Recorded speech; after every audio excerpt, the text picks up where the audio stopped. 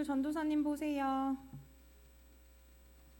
와, 우리 이모 삼촌들이죠? 와, 이모 삼촌들 찬양이 너무 좋았어요. 그죠? 네, 네, 알겠어요. 우리 친구들. 자, 집중.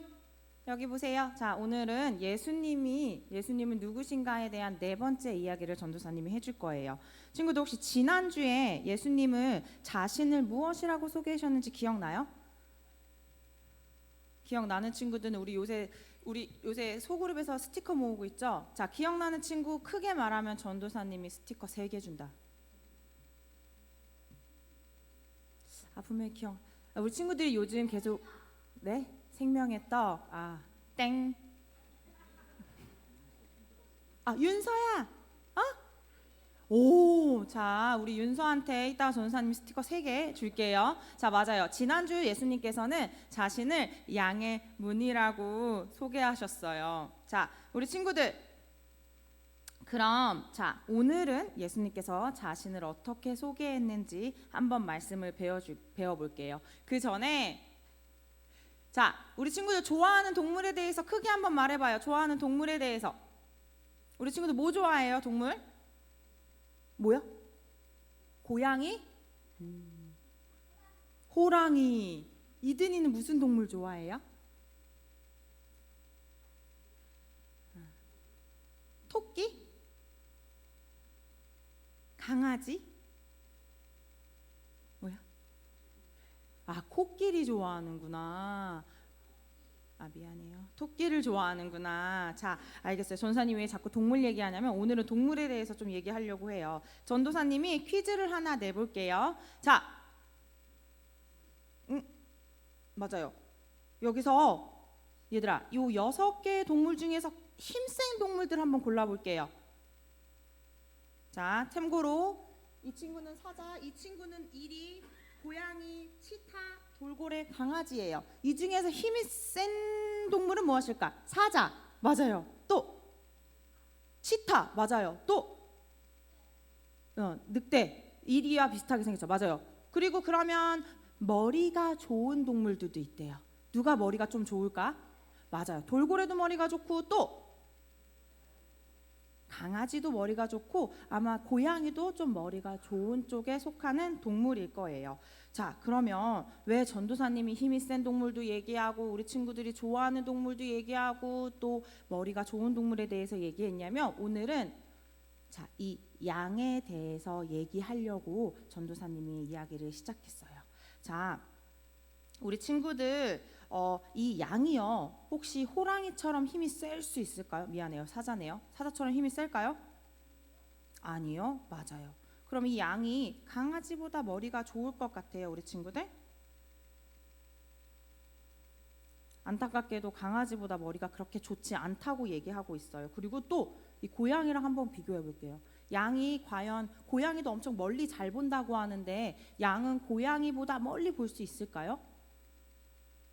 아니요. 찾아보니까 양은요 시력이 너무 안 좋대요. 그래서 멀리 있는 물체 같은 거를 구별할 수 없어서 혼자 다닐 수도 없고 그렇기 때문에 우리 친구들 양은 보통 어떻게 다녀요? 무리를 지어서 다녀요. 네, 그래서 물체도 구별하지 못해서 혼자 다닐 수 없기 때문에 무리를 지어서 다닌다고 해요. 그러면 또 양이 만약에 양을 잡아먹기 위해서 막 이리가 나타났어. 그럼 치타보다 빨리 달릴 수 있어요? 달릴 수 있을 것 같아요? 이드나, 치타보다 빨리 달릴 수 있을까, 양이? 아니죠. 맞아요. 양은 치타보다도 빨리 달리지 못하기 때문에 늑대, 이리 같은 것들이 나타나면 양을 잡아먹으려고 할 때 도망갈 수 없어서 양은 무리들이 항상 같이 있다고 해요.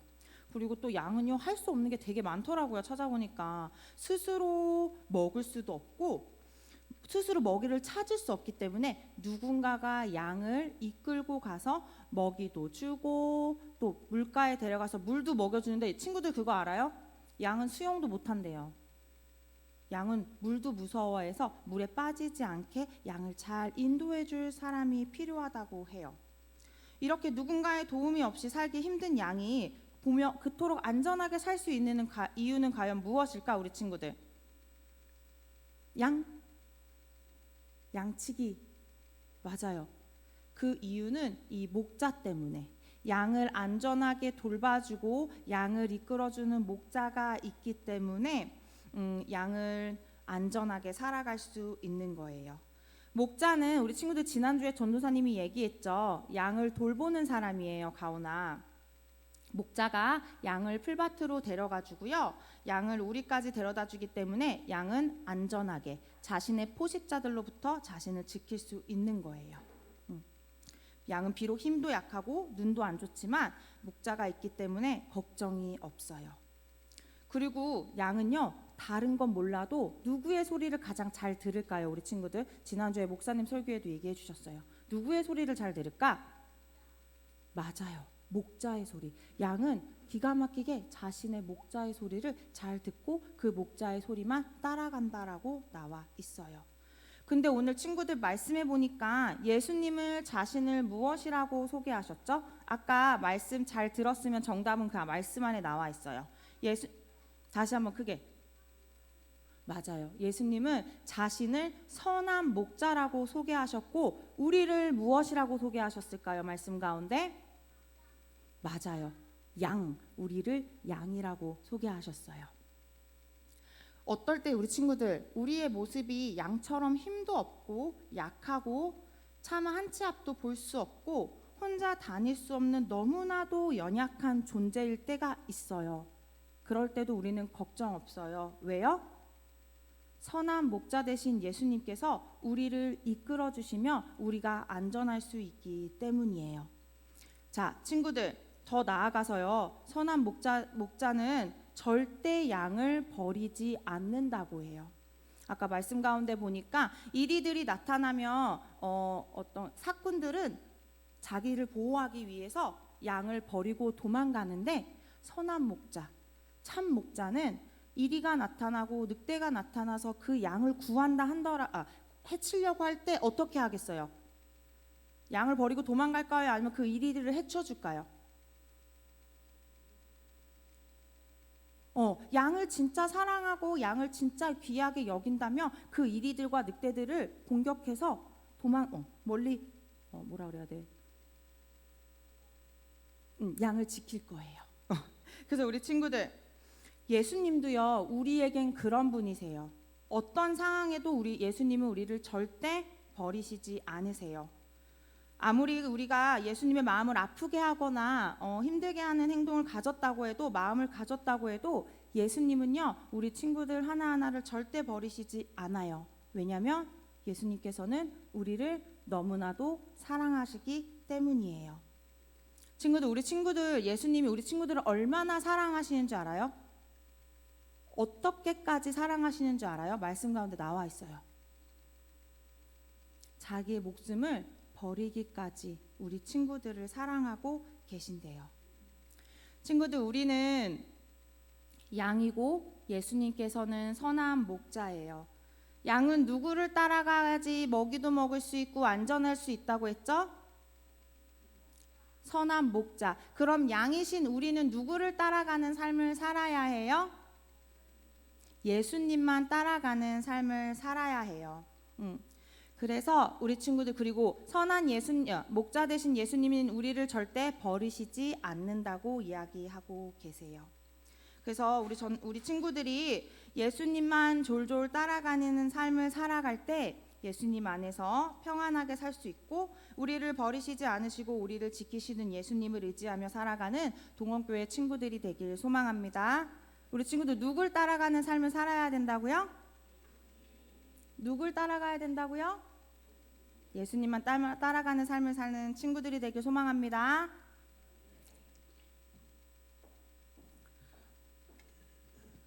우리 아까 전도사님이 첫 번째 질문에서 지난주에 예수님을 뭐라고 했을까요? 했는데 우리 주아가 생명의 떡이라고 대답을 했어요. 놀랬어요. 한 달 전 설교를 기억하는 거예요. 지난주 건 아닌데 한 달 전 설교를 기억했어요. 어른들은 절대 할 수 없어요. 한 달 전 설교를 지난주 거도 기억 안 나는데 한 달 전 설교를 전도사님은 주아에게도 스티커를 꼭 3개 주세요. 그리고 오늘 대답하신 우리 학생들 어린이들 잘 기억하고 우리 스티커도 주시고 격려해 주세요. 예, 그래서 예수님은 누구신가 시리즈 네 번째인데요. 우리가 첫 번째 생명의 떡이신 예수님, 두 번째 세상의 빛이신 예수님, 그리고 세 번째 양의 문이신 예수님, 그리고 오늘은 네 번째 선한 목자이신 예수님. 자, 11절에 보면 예수님께서 선언을 하십니다. 자기 선언이죠. 나는 선한 목자라. I am the good shepherd라고 하는데 더라는 정관사가 붙었습니다.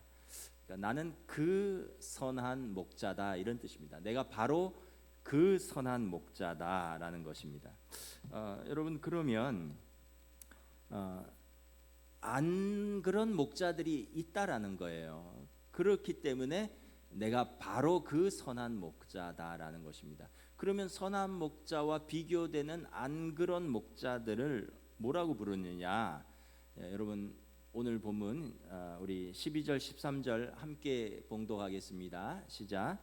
삭구는 목자가 아니요 양도 제 양이 아니라 이리가 오는 것을 보면 양을 버리고 달아나나니 이리가 양을 물어가고 또 해치느니라. 달아나는 것은 그가 삭군인 까닭에 양을 돌보지 아니함이나.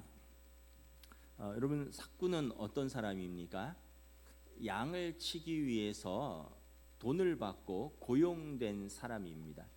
양이 자기 양이 아니라 남의 양을 치기 위해서 오늘로 말하면 시간당 얼마씩 받고 그 양을 치는 사람을 삭군이라고 합니다. 우리가 선한 목자와 삭군의 차이는 뭐냐 하면 위기 상황에서 선한 목자는 양을 위하여 자기 목숨을 버릴 수 있는데 삭군은 위기 상황에서 자기 목숨을 위하여 양을 버리는 것입니다. 이게 이제 차이점이에요. 평소에 양을 돌보는 것은 비슷해 보이는데 위기 상황이 되면 양을 버리느냐 자신을 버리느냐, 자기를 위하느냐 양을 위하느냐의 차이가 분명한 차이라는 거죠. 그런데 우리가 삭군에 대한 과도한 기대나 과도한 비난은 제가 볼 때는 좀 금지되어야 한다고 생각합니다. 여러분 삭군은 돈을 받고 그 일을 하는 사람입니다. 그 돈을 받고 그 일을 하는 사람에게 생명까지 요구하는 것은 과도한 기대라고 저는 생각을 합니다. 여러분 우리가 잘 아는 그 휴대폰 애플 매장은 미국에서 지침이 있대요. 도둑이나 강도가 들면 직원들에게 일절 대응하지 말라는 것입니다. 도둑이 들어와서 영상 같은 걸 보면 막 100만 원, 200만 원짜리 휴대폰, 태블릿 이런 거를 막 가방에 주워 담아 가는데 직원들이 옆에 가만히 서 있어요. 안 건드려요. 잡으려고도 하지 않고 싸우려고도 하지 않고 그 훔쳐가는 거 막지도 않습니다. 이게 왜냐하면 회사 지침이기 때문에 그래요. 왜 그렇습니까? 어차피 강도는 경찰에 붙잡힐 것이고요. 그 일련 넘버들이 다 있어서 제대로 팔거나 쓰지도 못하도록 돼 있어요. 그런데다가 그거 때문에 사람이 직원이 다치면 비용이라든가 아니면 그 직원의 안전은 여러분 이 휴대폰 값이나 컴퓨터 값보다 훨씬 더 비싸고 중요하기 때문에 그렇습니다. 몇백만 원 또는 몇천만 원이 될 수 있지만 직원의 안전이 더 중요하고 직원의 생명이 더 중요하다는 거죠. 그래서 도둑이랑 강도랑 싸우지 말라는 거예요. 휴대폰 지키려고 몸싸움하지 말라는 거예요. 이게 여러분 지혜로운 회사죠. 그거 잊어버리면 당신들에게 책임을 물을 테니까 싸워서라도 지키십시오. 그래서 직원이 여러분 죽거나 다치면 어떻게 하겠어요? 그러니까 삭군은 마찬가지입니다. 자기가 돈을 받고 그 양을 지키도록 고용된 사람인데 이리 때가 오거나 아니면 도둑이나 강도가 들어서 양을 늑탈해 갈 때 굳이 자기 생명을 걸고까지 양을 지킬 필요가 없는 것이죠. 그리고 아마 그 책임에 대해서는 면제받을 것이라고 생각합니다. 불가항력적인 그런 내용이죠. 그런데 그 목자가 자기 양일 경우에는 좀 달라요. 사무엘상 17장에 다윗 왕이 사울에게 자신이 목동일 때 이야기를 고백합니다. 주의 종이 아비의 양을 지킬 때 사자나 곰이 와서 양떼에게 새끼를 움키면 내가 따라가서 그것을 치고 그 입에서 새끼를 건져내었고 그것이 일어나 나를 해하고자 하면 내가 그 수염을 잡고 그것을 쳐 죽였나이다. 목동 소년 다윗이 사자랑 싸웠다는 거예요. 왜냐하면 내 양을 움켜가니까 이 양은 아버지의 양이고 곧 내 양이기 때문에 사자랑 수염을 잡고 쳐 죽이고 곰과 싸웠다는 거예요. 왜 그렇습니까? 자기 양이기 때문에 그래요. 이것이 선한 목자이기 때문에 그런 것입니다. 선한 목자와 삭군의 차이를 분명하게 알 수 있는 것입니다. 예수님께서 선한 목자로 이 세상에 오셨습니다. 그러면 선한 목자로 오신 목적이 무엇입니까? 여기 저 그림에 보시면 아마 다윗 같은 목자가 사자를 돌팔매로 물리치고 있는 거죠. 양들은 아까 전도사님이 말했듯이 귀도 듣고 눈도 듣고 그냥 둔해서 사자가 오는데도 도망도 못 가고 있는 거예요. 목자가 아니면 지킬 수가 없는 것입니다. 자, 선한 목자가 오신 목적은 무엇입니까? 우리 11절 함께 봉독합니다. 시작. 나는 선한 목자라. 선한 목자는 양들을 위하여 목숨을 버리거니와. 15절 하반절에도 보면 나는 양을 위하여 목숨을 버리노라.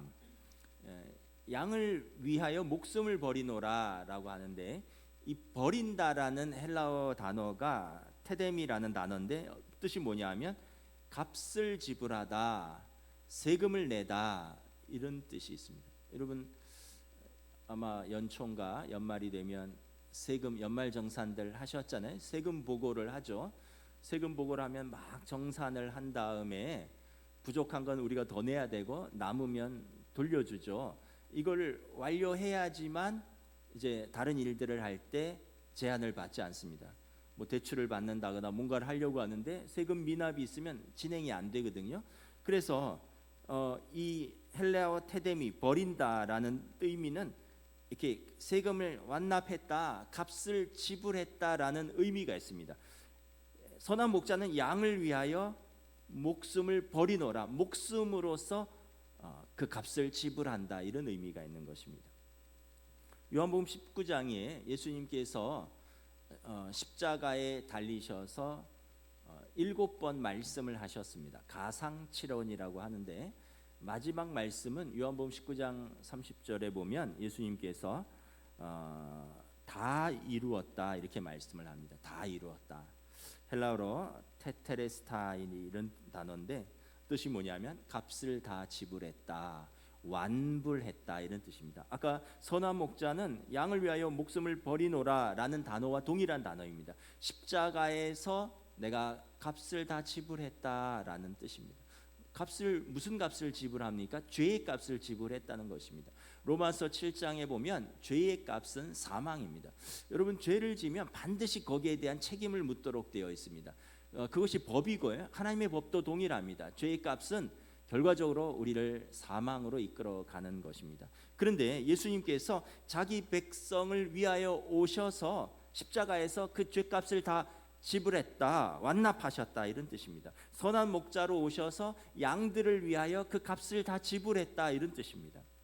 예수 그리스도라는 이름과 직책입니다. 예수는 이름이고 그리스도는 직책입니다. 예수의 이름은 뜻은 자기 백성을 그 죄에서 구원할 자이시다. 마태복음에서 예수님의 이름을 설명합니다. 자기 백성을 죄에서 구원할 자. 그리스도는 직책입니다. 직책은 뭐냐면 그리스도는 자기 생명을 들여서 하나님과 자기 백성을 화해시키고 속량하는 직책입니다. 그러니까 그리스도가 있어야지 하나님과 화해를 할 수 있는 거예요. 그리스도가 희생하심으로 우리의 죄를 속량하시고 하나님과 화해시키는 직책이 그리스도입니다. 예수께서 그리스도 되신다라는 것입니다. 예수 자기 백성을 죄에서 구원하시는 분이 그리스도로 오셔서 우리를 속량하셨다라는 뜻이 예수 그리스도의 의미인 것입니다. 요한복음 1장 29절에 사도 세례 요한이 예수께서 자기에게 나오심을 보고 이르시되 보라 세상 죄를 지고 가는 하나님의 어린 양이로다. 그래서 여러분 우리가 예수님께서 세상 죄를 우리 대신 짊어지고 가셨습니다. 우리 죄값을 대신 지불하신 겁니다. 하나님과 우리 사이에 화목제물로 합의를 봐주신 것이에요. 그래서 우리가 더 이상 자기 죄값을 치르지 않아도 되는 것입니다. 그래서 우리가 일반적으로 예수 그리스도를 믿습니다라는 고백은 뭐냐 하면 예수님께서 나를 위해서 오시고 나의 죄를 구원하시기 위해서 십자가에서 그 죄값을 치르신 것을 믿습니다라는 고백입니다. 우리가 뜻을 알고 믿어야 돼요. 그냥 믿습니까 하면 믿는 게 아니라 예수님께서 내 죄값을 다 짊어지고 생명으로 그 죄값을 치르셨으니 이제 하나님과 나는 화해되었다. 하나님의 자녀가 되었다. 이것을 나는 믿는다는 것입니다. 그래서 여러분, 예수님께서 선한 목자로 이 땅에 오셨습니다. 예수님의 죽으심은 이 땅의 모든 양떼를 위하여 대신 죽으심이고, 예수님께서 다시 사심은 죄와 사망의 권세를 이기시고 사셨고, 이 땅의 영생을 위한 다시 사심의 첫 열매를 보여주신 것입니다. 선한 목자와 양과의 관계는 그럼 어떨까요? 목자와 양은 뗄래야 뗄 수 없는 관계입니다. 이 관계를 이렇게 묘사합니다. 목자가 양을 안다라고 표현합니다. 우리 14절 함께 읽습니다. 시작. 나는 선한 목자라 나는 내 양을 알고 양도 나를 아는 것이. 양과 목자가 서로 안다라는 거예요. 그 히브리어로 안다라는 이름의 뜻은 뭐냐 하면 그냥 이름 알고 얼굴 안다는 게 아니에요. 부부처럼 안다라는 뜻입니다. 아주 친밀하게, 내밀하게 장점과 약점과 이 모든 걸 다 안다라는 뜻이에요. 부부처럼 아는 관계를 이 양과 목자의 안다라는 표현에서 같이 쓰는 것입니다. 그러니까 목자가 양을 약점도 알고 장점도 알고 세밀하게 다 안다라는 거예요. 그래서 목자가 이 양이 여러 마리 되는데 그 미묘한 차이를 다 알고 이름을 부를 수 있다라는 거예요. 우리 요한복음 10장 3절인데 우리 함께 읽습니다. 시작. 문지기는 그를 위하여 문을 열고 양은 그의 음성을 듣나니 그가 자기 양의 이름을 각각 불러 인도하여 내느니라. 지난주에 이스라엘의 가정에 양을 다 조금씩 키운다 그랬잖아요. 그러나 밤이 되면 공동 우리의 양을 다 몰아 넣습니다. 그런데 자기 양만 있는 게 아니에요. 양이 막 섞여 있어요. 목자가 와서 그 다음 날 아침에 양떼들을 인도하기 위해서 이름을 불러요. 은성아 이러면 에 하면서 반응을 한다는 거예요. 왈순아 이러면 에 하면서 제가 막 온다는 거예요. 다른 목자가 와서 다른 사람이 와서 왈순아 이러면 반응 안 한대요. 이름은 똑같은데 반응을 안 한대요. 왜냐? 목자의 음성을 알기 때문이라는 거죠. 우리가 참 신기하죠. 양이 다 비슷비슷한데 어떻게 목자가 양들을 다 구별을 할까? 이유는 우리 14절 15절에 나와 있습니다. 시작. 나는 선한 목자라 나는 내 양을 알고 양도 나를 아는 것이 아버지께서 나를 아시고 내가 아버지를 아는 것 같으니. 예. 선한 목자와 양의 관계는 아버지와 아들의 관계와 같다는 거예요. 성부와 성자의 관계랑 같다는 거예요. 그래서 아버지가 어떻게 그 자녀를 모를 수 있느냐라는 거예요. TV에 보면 뭐 7남매를 키우는 집 뭐 이런 게 뉴스에 나오기도 하더라고요. 근데 예전에는 우리 부모님 세대는 다 그렇게 키우셨죠. 뭐 저희 어머니도 6남매였고 뭐 우리 어른들 이야기 돌아보면 뭐 7남매 뭐 한 전쟁에 한 두세 분 돌아가시고 뭐 4, 5남매가 자라고. 그런데 여러분 자녀가 7, 8명 있다고 해서 아버지가 자녀를 헷갈리겠습니까? 치매가 오지 않는 이상 얘가 첫째인지 얘가 막내인지를 모르시겠어요? 얘가 첫째 아들인지 얘가 막내 아들인지를 모르시겠어요? 부모는 자녀의 이름과 성정과 특성과 장점과 연약함과 이걸 다 알고 있어요. 부모기 때문에 아는 겁니다. 내 자녀기 때문에 아는 것입니다. 여러분 목자도 양을 우리가 볼 때는 다 비슷한 양 같지만 목자는 자기 양을 속속들이 이렇게 알고 있다는 것입니다. 여러분 예수님께서 저와 여러분을 잘 알고 계시고 그렇기 때문에 우리를 버리거나 포기하지 않으시는 줄 믿습니다. 누가복음 8장에 보면 예수님께서 제자들과 함께 이렇게 무리를 지어 이동을 하시는데 오병이어의 사건 이후에 많은 무리들이 예수님을 에워싸고 따르고 있습니다. 사실 예수님은 그 야이로의 딸을 살리기 위해서 가는 중이었는데 너무 많은 사람들이 밀고 땡기면서 따라오는데 갑자기 예수님이 제자들을 멈추시고 말씀하십니다. 누가 나를 만졌느냐라는 거예요. 베드로가 예수님 이 많은 무리를 보십시오. 많은 무리들이 밀고 따라오나이다. 그러니까 예수님께서 아니다. 누가 내게 손을 댄 자가 있도다. 내게서 능력이 나간 줄 알미로다. 여러분 수많은 무리 중에서 12년간 혈루병으로 고통받고 있는 그 여인이 예수님께 절박한 마음으로 손을 내밀어 예수님을 만진 것을 예수님은 알고 있었던 거예요. 제자들은 수많은 무리가 밀고 따라오는데 그 옷자락 좀 만진 거 그거 어떻게 압니까? 예수님은 아니라는 거예요. 누가 나를 만진 것을 그의 마음과 그의 상황과 그의 처지와 그의 절박함을 나는 알고 있다는 거예요. 그래서 내가 그에게 능력을 흘려보냈다라는 것입니다. 선한 목자이신 예수님께서 당신의 양인 저와 여러분들을 다 알고 있고 이해하고 계신다라는 것입니다. 우리는 가끔 고독하고 외로울 때가 있습니다. 가족도 있고 직업도 있고 친구도 있는데 아주 가끔씩 나는 혼자다 이런 생각에 뼈에 사무치는 외로움과 고독감 그러면서 홀로 버려진 것 같은 그런 감정에 빠질 때도 있습니다.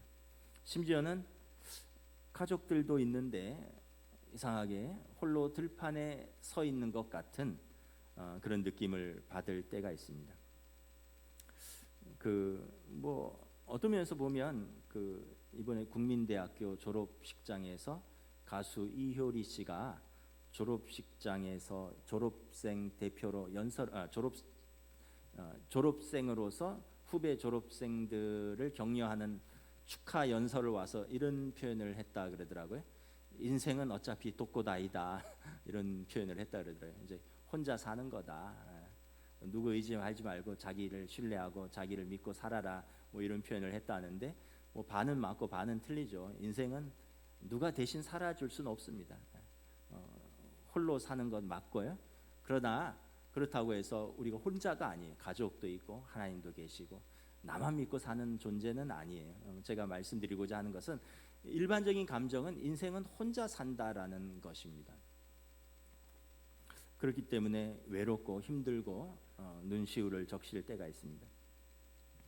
저희 중고등학교 때 10대들의 쪽지라는 그런 이렇게 작은 유인물이 있었어요. 아마 제 나이 때 계신 분들은 아실 거예요. 제가 노량진에 있는 영등포 고등학교를 나왔는데 학교를 마치면 학교에서 공부하기도 하고 주말에는 신대방동에 있는 보라매 공원 그 도서관이나 영등포 시립도서관을 다니고는 했습니다. 이제 밤 10시쯤 되면 또 이제 집에 가려고 이렇게 버스를 타는데 그때는 왜 그랬는지 모르겠어요. 그게 아마 사춘기 청소년들의 불안전한 감정이겠죠. 집에 아버지 어머니도 계시고 집도 있고 굶지도 않고 학교도 다 잘 다니고 있는데 왜 그렇게 힘들었는지 왜 이렇게 외로웠는지 왜 혼자라고 느끼는지 왜 이렇게 서러웠는지 잘 모르겠어요. 그래서 버스를 딱 타고 이렇게 가면 아마 제 나이 또래 분들은 그런 기억이 있을 거예요. 10시간가 이렇게 되면 그 방송이 나옵니다. 청소년 여러분 지금은 귀가하실 때입니다. 버스에서 방송이 나와요. 지금은 가야 될 때라는 거죠. 밤이 늦었으니까. 그러면서 이제 이문세의 별이 빛나는 밤에 이러면 음악이 쭉 나오고 그러면은 그 버스를 타고 가는데 참 서럽더라고요. 왜 그런지 몰라는 게. 근데 이거 10대들의 쪽지를 이렇게 읽으면서 거기에 내 나이 또래의 청소년들이 글을 쓴 짧은 글들을 읽으면서 누군지도 모르는데 내 이야기 같고 내 고민 같고 내 외로움 같고 그래서 그 10대들의 쪽지 발행인이 아마 많은 청소년들을 그렇게 문서로 위로했던 거의 문서 선교사 역할을 했던 것 같습니다. 1997년에 IMF 직후에 아버지의 전화라는 상담 전화를 개통했습니다. 처음 개통할 때는 좀 걱정들이 있었대요. 대한민국의 가부장적인 아버지들이 누가 그렇게 상담 전화를 할까? 그런데 막상 개통을 하니까 물밀듯이 전화가 온다는 거예요. IMF 이후에 가장들이 직장에서 원치 않게 이제 직장을 그만두게 됐는데, 생각해 보세요. 여러분 졸지에 직장을 잃었습니다. 나오지 말라는 거예요. 회사가 어려우니까. 가장으로서 책임을 감당해야 되고 가정을 부양해야 되는데 그 부양을 못하고 책임을 감당하지 못하니까 가족들 앞에서 위축되고 권위가 떨어집니다. 등산도 하루 이틀이지 매일 산에 올라가면 얼마나 힘들겠어요. 속은 부글부글 끓어오르고 마음의 평안은 깨졌고 생활은 위협받고 그 마음을 알아줄 사람이 없는데 아버지의 전화라는 상담 전화가 개통된 거예요. 매일 수십 통의 전화가 계속 전국에서 각자의 아버지들이 자기 사연을 알아달라고 전화가 온다는 거예요. 여러분, 우리는 참으로 나를 이해하고 알아주는 사람이 없는 외로운 세상에서 살고 있습니다. 그런데 예수님께서 내가 너희를 잘 알고 있다. 나는 선한 목자로 양들을 잘 알고 있고 그 양들을 위하여 목숨을 버리러 왔노라. 아버지가 자녀를 알듯이 내가 너희를 안다라고 말씀합니다. 내가 무엇 때문에 연약한지, 왜 불안해하는지, 왜 울고 있는지, 왜 자주 넘어지는지 주님은 아신다는 거예요. 사람들은 이해 못하고 사람들은 냉정하게 평가하고 사람들은 객관적으로 말을 하지만 예수님께서는 그런 나를 다 이해해 주시고 알아주신다는 거예요. 그러므로 슬퍼할 필요가 없고 슬퍼하지만 주님을 바라보라는 거예요. 우리의 가정에서, 우리의 직장에서, 또 우리의 자녀들에 대한 불안감, 우리의 미래, 우리 주님께서 알고 이해하시고 또 붙들어 주신다라는 것입니다. 목자는 양을 아는 것이 기본이기 때문에 그렇습니다. 여러분, 목자만 양을 아는 것이 아니라 양도 목자를 압니다. 우리 요한복음 10장 4절 5절 함께 봉독합니다. 시작. 자기 양을 다 내놓은 후에 앞서가면 양들이 그의 음성을 아는 고로 따라오되 타인의 음성은 알지 못하는 고로 타인을 따르지 아니하고 도리어 도망하느니라.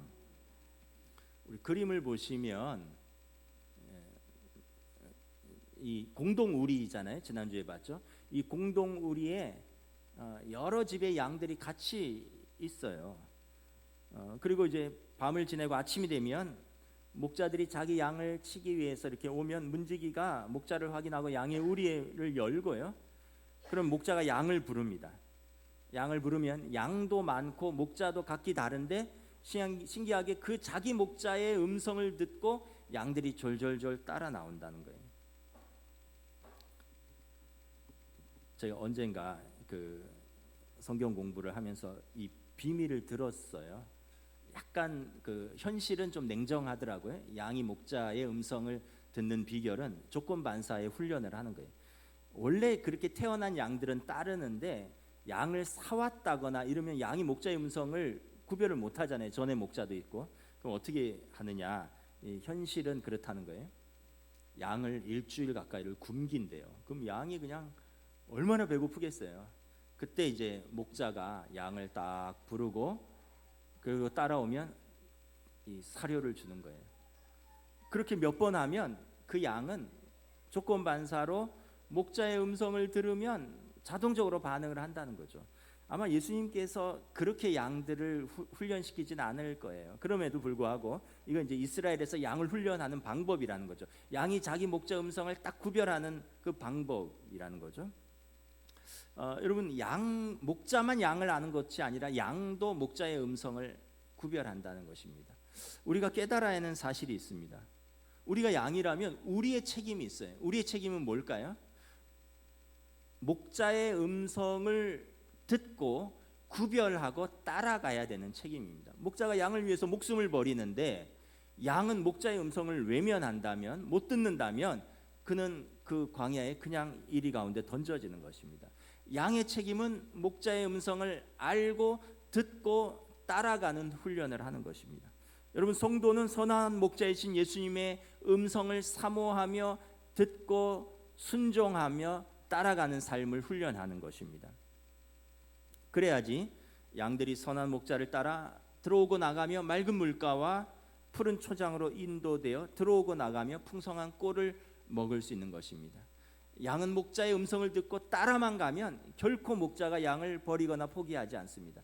양은 의미도 모르고 따라가는 것 같지만 나중에 보면 선한 목자가 그를 인도하신 것을 고백하게 됩니다. 대한민국 그 대표적인 소통 전문가 김창옥 씨라고 있죠. 저분이 새롭게 하소서에서 간증을 하신 걸 제가 들었는데, 이분이 이제 교회를 어떻게 다니게 됐느냐, 제주도 출신이고요. 청각장애인 아버지와 그리고 어머니 6남매 중에 막내인데 중학교 때 친구 따라 교회를 갔어요. 집은 아버지 어머니가 불화했어요. 사이가 안 좋았어요. 집에 가면은 늘 살벌한데 교회 가면 친구들도 있고 여학생도 있고 사춘기 때 좋았다는 거죠. 그리고 이제 교회를 다녔어요. 그런데 이제 대학을 공고를 나왔는데 대학을 실패했습니다. 재수까지 했는데 대학을 실패했어요. 본인 말로는 재수까지 했는데 전문대를 실패했다는 거예요. 지금하고 좀 다르죠. 지금은 수험생이 25만 명 시대인데 저희 때는 수험생이 100만 명 시대였거든요. 그러니까 4분의 1로 줄은 거예요. 4분의 1이 줄은 게 아니라 4분의 3이 줄었어요. 아이들이 4분의 1이 남은 겁니다. 그러니까 그때는 이렇게 대학 가기가 어려운 시대인데 재수를 했는데도 대학을 못 가서 대한민국 대표 대학에 입학을 했대요. 해병대라고. 해병대 이제 자원 입대하고 이제 제대를 했는데 할 게 없더래요. 그런데 교회에서 성가대를 하면서 음악에 대한 꿈을 품게 되었대요. 공고생이 그 24세 음악을 하고 싶다. 근데 재능이 있었나 봐요. 그래서 경희대 성악과를 입학을 하게 됐고 졸업을 하게 됐는데, 근데 그 음악으로 꽃을 못 피웠대요. 그래서 뭘 했냐 하면 성악과니까 발성 연습을 시키는 그런 어떤 발성 강의, 스피치 강의를 하다가 이렇게 강의를 하는 일로 접어들게 됐다는 거죠. 그러다가 어느 순간 대한민국에서 가장 유명한 강사가 되었습니다. 하루에 3번씩 강의도 할 때 있고요. 새벽에 기업 강의하고 바로 또 오전에 강의하고 또 내려가서 지방에서 강의하고 하루에 3번씩 강의할 정도로 10년 동안 너무 바쁘게 살았대요. 그런데 어느 순간 우울증이 왔대요. 그래서 한국을 떠나서 한 1, 2년 치료를 받으면서 살았고 다시 이제 우울증을 극복하고 다시 이제 강의를 한참 하는데 이번에는 코로나가 터졌다는 거예요. 코로나19가 터져서 강의가 안 들어오는 거예요. 그래서 고향인 제주도로 다시 귀향해서 단호박을 키우고 팔면서 한 2년을 지냈다는 거죠. 그러면서 그때 지독하게 갱년기를 2년 정도 앓았다. 그러니까 이분이 굉장히 감정적으로 예민한 분인 거죠. 우울증도 앓고 갱년기도 앓고 남자가, 왜냐하면 감정적으로 터치하는 사람이다 보니까. 코로나가 끝나고 다시 강의가 활짝 열렸습니다. 근데 이번에 찾아온 것은 뭐냐 하면 작년 연말에 사람들의 얼굴이 기억나지 않고 사람들의 이름이 기억나지 않아서 병원에 가서 이렇게 진단을 받아봤더니 알츠하이머 초기 진단을 받았다는 거예요. 그래서 지금 약을 먹고 있다고 합니다. 저도 아침에 집사람이랑 같이 방에 있는데 집사람이 화장을 하고 저는 옷을 입고 나오면서 불을 끄고 나왔어요. 그 집사람이 병원에 가봐, 병원에. 같은 공간에 있는데 자기 볼일 봤다고 방에 불을 끄고 나오는. 이게 이제 중년 남성들이 가끔 하는 실수인데, 근데 이분은 이제 알츠하이머 초기 진단을 받고 병원에서 약을 먹고 있대요. 깨달은 사실이 뭐냐 하면 인생은 내 마음대로 되는 게 하나도 없다라는 거예요. 여러분, 만일 인생이 내 마음대로 되면 여러분 그 남자랑 사시고 있겠어요? 그 여자랑 사시고 있겠어요? 그러면서 인생은 내 마음대로 되는 게 하나도 없고 모든 삶은 우여곡절의 사연이 있고 고난이 있다라는 거예요. 그리고 그 속에서 겸손을 배우고 하나님을 찾게 되고 기도하게 되고, 그래서 돌아보니까 선한 목자 대신 하나님께서 나를 지금까지 이렇게 선하게 인도하셨다라고 고백을 하는 것입니다. 말씀을 마치겠습니다. 예수님께서 우리의 선한 목자로 오셨습니다. 괜찮아요. 우리의 가장 어린 양입니다. 이제 우리 어른 양들이 이해를 하셔야 됩니다.